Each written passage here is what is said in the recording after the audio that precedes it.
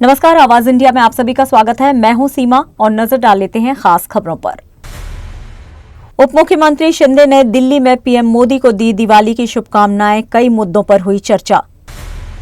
खुलेआम पैसा बांटना पड़ा महंगा, पप्पू यादव को इनकम टैक्स का नोटिस। भाजपा नफरत फैला रही है, फंसोगे तो फिर से लुटोगे, वर्षा गायकवाड़। दिल्ली में डबल एनकाउंटर, 4 बदमाश ढेर, पुलिस के बुलेट प्रूफ जैकेट में धंसी गोलियां। और पाकिस्तान सुप्रीम कोर्ट ने मुस्लिम महिलाओं के खुला अधिकार को रखा बरकरार। और अब खबरें विस्तार से। उप मुख्यमंत्री एकनाथ शिंदे ने दिल्ली में देश के प्रधानमंत्री नरेंद्र मोदी से मुलाकात की। इस अवसर पर उन्होंने पीएम मोदी को दिवाली और नव वर्ष की शुभकामनाएं दी। शिंदे ने उन्हें शॉल, पुष्पगुच्छ और संत तुकाराम महाराज की मूर्ति भी भेंट की। दोनों नेताओं ने केंद्र और राज्य से जुड़े कई मुद्दों पर सकारात्मक चर्चा की। पीएम मोदी ने एनडीए की मजबूती बनाए रखने की उम्मीद जताई और शिंदे परिवार को भी दिवाली की शुभकामनाएं दी। वहीं बिहार चुनाव को लेकर एकनाथ शिंदे एनडीए की जीत के प्रति आश्वस्त दिखाई दिए। दिवाली के उपलक्ष्य में और आदरणीय प्रधानमंत्री जी उनके व्यस्त समय में से भी मुझे आज उन्होंने समय दिया है, इसलिए मैं उनको बहुत बहुत धन्यवाद देता हूँ, उनका आभार व्यक्त करता हूँ। बिहार के चुनाव होने जा रहे, उनके दौरे भी चालू है और ऐसे समय में वो दिवाली के लिए मैंने सदी का भेंट के लिए आज मुझे उन्होंने समय दिया और आज हमारी मुलाकात हुई और बहुत अच्छी मुलाकात हुई। उनको मिलने के बाद एक ऊर्जा भी, प्रेरणा भी मिलती है।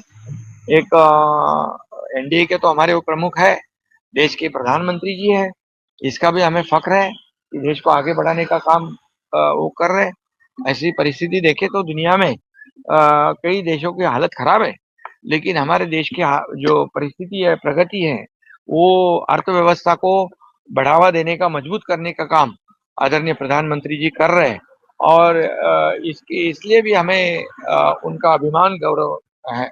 बिहार के इलेक्शंस आने वाला है, उसको लेकर कहीं पे कुछ बातचीत हुई है? क्योंकि सर बिहार तो जीतेंगे, एनडीए बिहार जीतेगी, बिल्कुल जीतेगी। आप भी जाएंगे सर? और हमारे तो जहाँ बिहार के लोग रहते हैं, मुंबई, एमएमआर, थाने में सभी हमारी बैठकें शुरू है और वो काफी लोग हैं जो बिहार से महाराष्ट्र में आए हुए काम करते हैं, खास करके शहरों में, और उनको भी सब काम पर लग गए। तो बिहार जीतेंगे, जरूर जीतेंगे, क्योंकि मोदी जी ने जो काम किया है बिहार के विकास के लिए, जितने पैसे दिए हैं, बिहार की प्रगति के लिए जो उन्होंने काम किया, देश के प्रगति के लिए जो काम किया। अभी एक ही बात है, जो एनडीए है और केंद्र सरकार और राज्य सरकार मिलकर डबल इंजन की सरकार विकास कर सकती है, ये भरोसा सब लोगों को है। जैसे महाराष्ट्र में भी उसका असर हुआ, जैसे बिहार में भी होगा और बिहार भी पूरी तरह एनडीए जीतेगी। बिहार के पूर्णिया से बड़ी खबर सामने आई है। विधानसभा चुनाव से पहले सांसद पप्पू यादव को बाढ़ पीड़ितों को आर्थिक मदद देने के चलते इनकम टैक्स का विभाग ने नोटिस भेजा है। दरअसल वैशाली जिले के गणियारी और मनियारी गांव में नदी के कटाव से दर्जनों परिवार बेघर हुए थे। पप्पू यादव वहां पहुंचे और करीब 80 परिवारों को लगभग 5 लाख रुपए नगद वितरित किए। चुनाव आयोग के नियमों के मुताबिक आचार संहिता लागू होने पर किसी भी राजनेता या सांसद द्वारा सार्वजनिक रूप से नगद राशि देना, आर्थिक मदद देना मतदाताओं को प्रभावित करना जैसे माना जाता है। इसी वजह से उनके खिलाफ पहले भी केस दर्ज किए जा चुके हैं। हाल ही में सांसद पप्पू यादव ने अपने एक्स हैंडल पर पोस्ट कर बताया कि उन्हें आयकर विभाग का नोटिस मिला है। उन्होंने लिखा, यदि बाढ़ पीड़ितों की मदद करना अपराध है तो मैं ये अपराध सदैव करता रहूंगा। अन्य नेताओं की तरह मूक दर्शक नहीं बनूंगा। ये है पूर्णिया सांसद की मुश्किलें और उनके जवाब का पूरा मामला। मुंबई में बीएमसी चुनाव जैसे जैसे करीब आ रहे हैं, राजनीतिक आरोप प्रत्यारोप भी तेज हो गए हैं। मुंबई कांग्रेस अध्यक्ष और सांसद वर्षा गायकवाड़ ने भाजपा पर तीखा हमला बोला है। उनका कहना है कि दिवाली की मिठास में भी भाजपा नफरत का जहर घोल रही है। गायकवाड़ ने आरोप लगाया है कि भाजपा मुंबई को बांटकर बीएमसी की सत्ता हथियाना चाहती है और शहर को असुरक्षित बना रही है, मुंबई को लूटने का काम किया है। उन्होंने नया नारा देते हुए लोगों से अपील की है कि मुंबई को बचाने के लिए भाजपा को हराना जरूरी है। जब भी इलेक्शन आता है कि भाजपा की हमेशा एक ही नीति रही है, चाहे वो विधानसभा का इलेक्शन हो या चाहे लोकसभा का इलेक्शन हो। जब भी इलेक्शन आता है तो द्वेष की राजनीति शुरू हो जाती है। हिंदू जन आक्रोश मोर्चा शुरू हो जाता है। एक है तो सेफ है, बटोगे तो कटोगे जैसे स्लोगन आ जाते हैं। और हम देखते हैं कि जातीय, धार्मिक और भाषा का वाद निर्माण करके लोगों को तेल निर्माण करने का काम भाजपा ने निवडणूक के टाइम पे हमेशा ही करने का काम किया है। अब इस बार दिवाली का त्योहार है। दिवाली का त्योहार सब साथ में मिलाते हैं, एक आनंदोत्सव होता है, सब लोग साथ में मिलकर उसको मनाते हैं। लेकिन दुर्भाग्यवश दिवाली के फरार में भी इन्होंने राजनीति लाई, वो भी द्वेष की राजनीति लाई। मेरा इनसे सवाल है, बस हो गया ये द्वेष की राजनीति करना, भाषा का वाद निर्माण करना, धर्म का वाद निर्माण करना, जात का वाद निर्माण करना। कभी तो आप मुंबई के मूलभूत सवालों के ऊपर बात करोगे कि नहीं करोगे? आज मुंबई जो है वो देश की आर्थिक राजधानी है। मुंबई जो है वो जागतिक शहर है, पर हम क्या देखते हैं मुंबई की अवस्था? आज भी मुंबई में सड़क की समस्या है। आपने तो कहा था सीमेंट कंक्रीट के रास्ते होंगे, कहाँ हो गए आप बताओ? आज भी मुंबई में मानसून पूर्व तैयारी की बात होती है। मानसून पूर्व बताइए किस तरह से भ्रष्टाचार उसमें हुआ है, उसकी भी ईडी की इंक्वायरी चली जा रही है। आपको मैं बताना चाहती हूँ, चाहे पीएपी का घोटाला हो, चाहे बीएसटी का खच्चीकरण हो, आज क्या पब्लिक ट्रांसपोर्ट की अवस्था है? आज मुंबई में प्रदूषण बहुत बड़े पैमाने पे है। आज मुंबई की सड़क की अवस्था क्या है? आज मुंबईकर को पानी नहीं मिल रहा है। आज पीएपी का बहुत बड़ा घोटाला है। आज हॉकर को वहां पे जो है वो जगह नहीं मिल रही है। हॉकर पॉलिसी होती हुई भी उसमें इम्प्लीमेंटेशन नहीं हो रहा है। तो क्या कर दिया आपने मुंबई को? मुंबई को बकाल करने का काम अगर किसी ने किया है तो महायुति सरकार ने किया है। उसमें भाजपा भी पूरी तरह से जिम्मेदार है। आपको इन सवालों के ऊपर जवाब देने होंगे। आपके बड़े बड़े दोस्तों को आपने बड़ी बड़ी प्राइवेट जमीनें मुफ्त में दे दी। आपका संगठन मत से कॉन्ट्रैक्टर को बड़े बड़े कॉन्ट्रैक्ट जो है मंत्रालय में तय होते हैं। मुंबई महानगर पालिका को लूटने का काम आपने किया। 3 साल तक मुंबई महानगर पालिका के इलेक्शन नहीं हुए, उसकी जिम्मेदारी कौन लेगा? मेरा सभी से कहना है कि ये द्वेषी सरकार जिस तरह से जात, धर्म और भाषा के नाम पे द्वेष फैलाने का लोग काम करते हैं, इस बार मुंबई की जनता को इकट्ठा होना पड़ेगा मुंबई के लिए और मुंबई के विकास के लिए। तो मेरा आप सभी से निवेदन है कि आप सभी लोग एक बात जानिए, बटोगे तो कटोगे नहीं, फंसोगे फिर से लूटे जाओगे।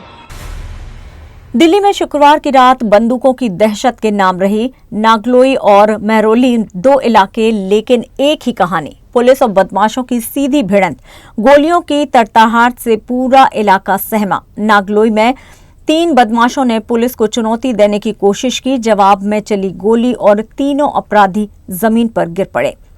पुलिस के बुलेट प्रूफ जैकेट में भी गोलियां धंसी, मगर दिल्ली पुलिस पीछे हटने वाली नहीं थी।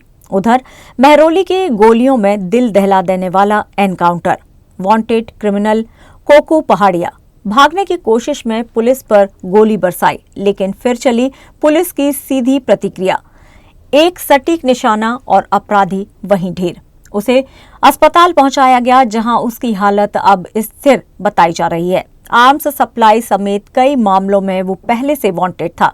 इसी बीच दिल्ली के द्वारका इलाके से ऐसी हरकत सामने आई जिसने पुलिस को भी चौंका दिया। एम्बुलेंस जिसे जिंदगी बचाने के लिए बनाया गया, उसी से जीवन बर्बाद करने वाली शराब की तस्करी। 1400 क्वार्टर और 84 बड़ी बोतलें। हरियाणा का ऋतिक गिरफ्तार, दिल्ली में सप्लाई की फिराक में था। राजधानी में अपराधियों को अब सुहानी रातें नहीं मिलने वाली। दिल्ली पुलिस के इरादों के सामने अब हर बदमाश की सांसें अटकने लगी हैं।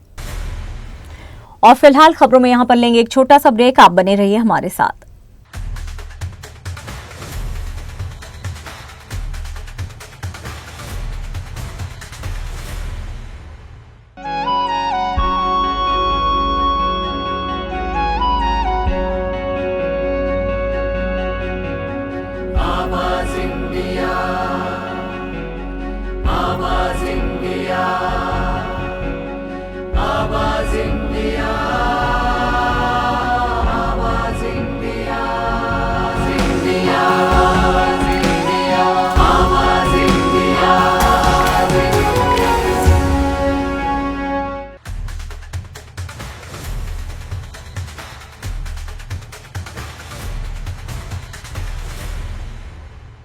ब्रेक के बाद एक बार फिर से आप सभी का स्वागत है। बढ़ते हैं अपनी अगली खबर की ओर।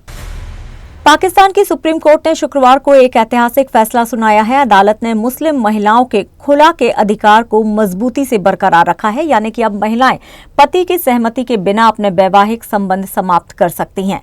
इस फैसले को महिला न्यायाधीशों की 2 सदस्यीय बेंच ने सुनाया। न्यायमूर्ति आयशा मलिक ने कहा कि पारिवारिक अदालत का उद्देश्य किसी महिला को बंधन में रखना नहीं है। क्रूरता हमेशा शारीरिक हिंसा में प्रकट नहीं होती। अपमान, उपेक्षा और भावनात्मक दुर्व्यवहार भी उतने ही घातक हैं। विशेषज्ञों का मानना है कि मनोवैज्ञानिक दुर्व्यवहार को वैध आधार मानना घरेलू हिंसा के खिलाफ जागरूकता बढ़ाएगा। पाकिस्तान में ये कदम महिलाओं के अधिकारों की दिशा में एक बड़ा मील का पत्थर है। महिला अधिकार संगठनों ने फैसले का स्वागत किया है, जबकि कुछ धार्मिक समूहों ने आलोचना की है। अब उम्मीद है कि ऐसे मामलों में तेजी से न्याय मिलेगा और लिंग समानता को मजबूती मिलेगी। पाकिस्तान में महिलाओं के बीच इस फैसले को लेकर जश्न का माहौल है और अंतर्राष्ट्रीय मानवाधिकार संगठन भी इसे सराह रहे हैं। और अब नजर डालते हैं विदेश की खबरों पर। तुर्की के दक्षिण पश्चिमी तट के पास एजियन सागर में माइग्रेंट्स की एक रबर नाव डूब गई।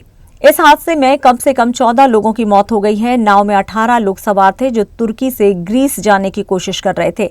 2 लोग जिंदा बच गए और 2 अब भी लापता हैं। उनकी तलाश में रेस्क्यू टीम लगी हुई है। अधिकारियों के मुताबिक ये नाव बोर्डरम से निकली थी।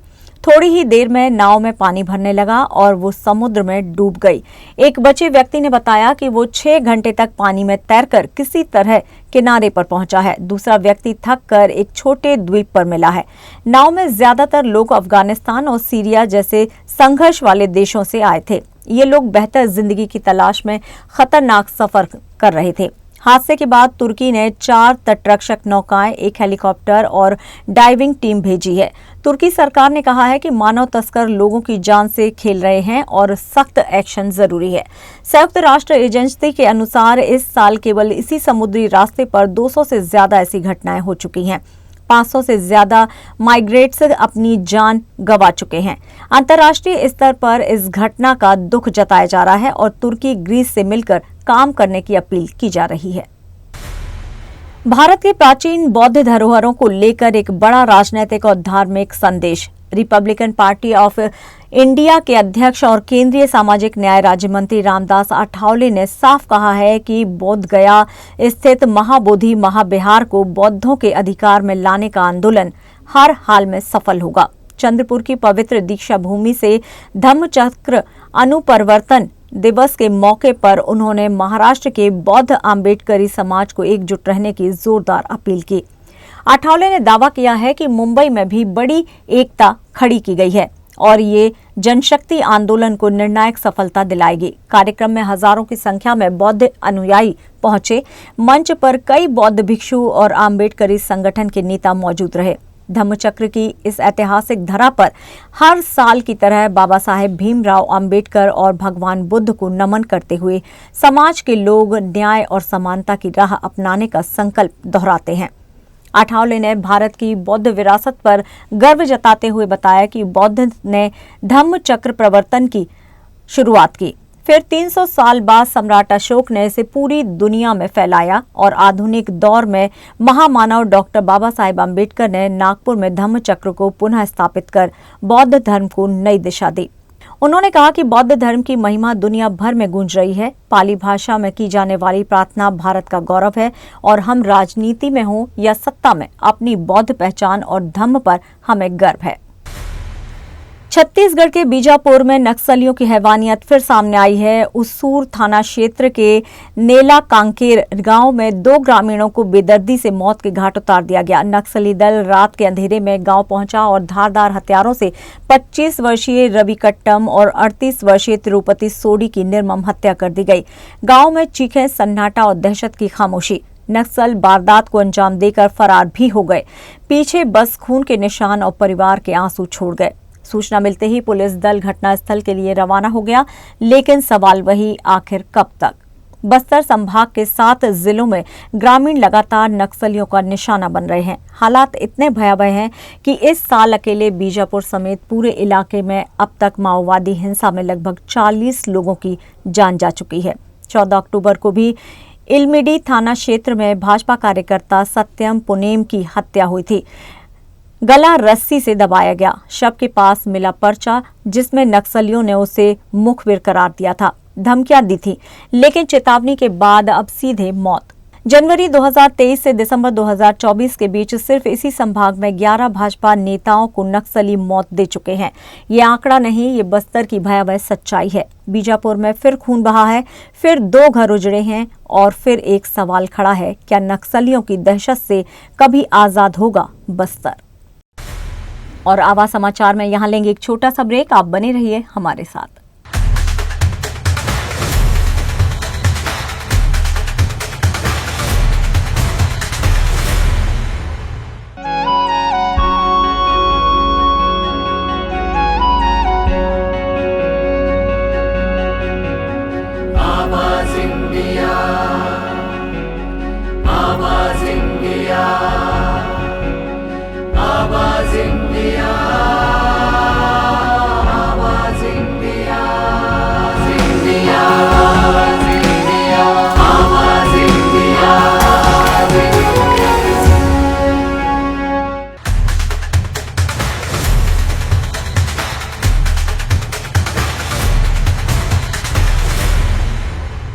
ब्रेक के बाद एक बार फिर से आप सभी का स्वागत है। बढ़ते हैं अपनी अगली खबर की ओर।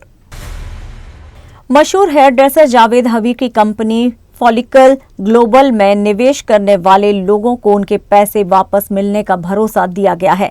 यह आश्वासन जावेद हबीब के अधिवक्ता पवन कुमार ने कुछ पीड़ितों को दिया है। सवाल उठता है कि मामले में 200 से ज्यादा लोग शामिल हैं और 5 से 7 करोड़ रुपए की ठगी हुई है। फिर भी कुछ लोगों के नाम लिए गए हैं। लोग रायसक्ती थाने में रिपोर्ट दर्ज कराने के बाद पुलिस से इस बारे में जानकारी मांगने लगे। संभल और आसपास के गांवों के निवेशक इस झांसे में आए थे। इन निवेशकों से पहले एक सेमिनार आयोजित किया गया था जिसमें जावेद हबीब और उनके बेटे अनोस हबीब भी मौजूद थे। सेमिनार में बताया गया कि कंपनी वेलनेस इंडस्ट्री को डिजिटलाइज कर रही है और जमीन, हेल्थ और ब्यूटी व्यवसाय में निवेश करेगी।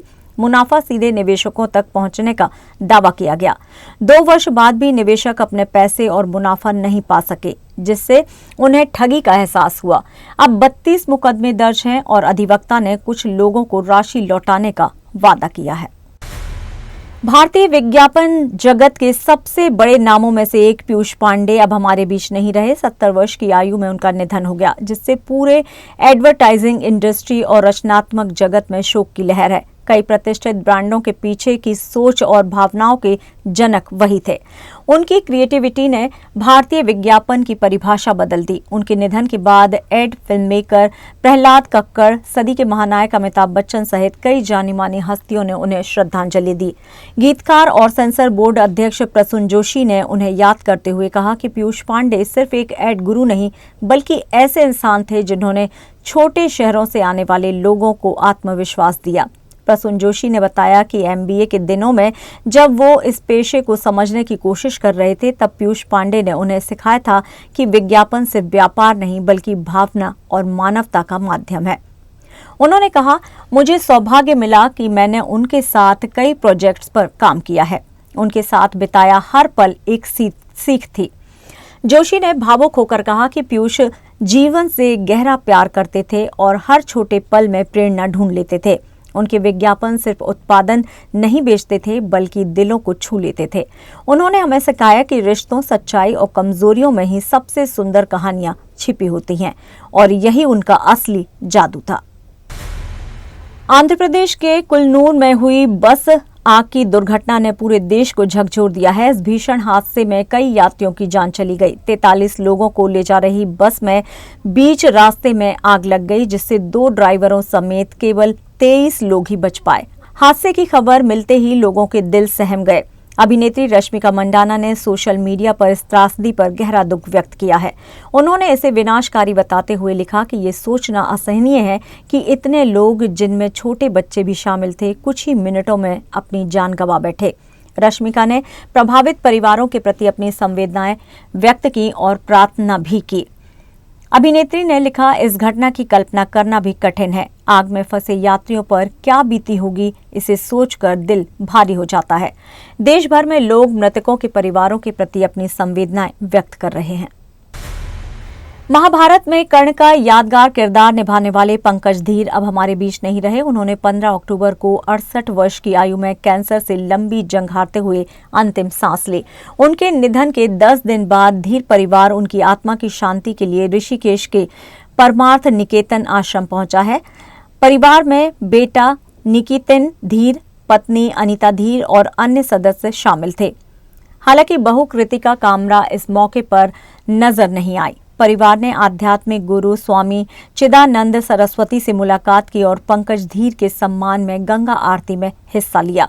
श्रद्धांजलि समारोह के वीडियो तस्वीरें अब सोशल मीडिया पर वायरल हो रही हैं। धीर परिवार ने बताया कि पंकज धीर को परमार्थ निकेतन आश्रम से गहरा लगाव था और जब भी वो यहाँ आते थे उन्हें सुकून मिलता था। इसलिए उनके परिवार ने यही उनकी आत्मा की शांति के लिए प्रार्थना करने का निर्णय लिया।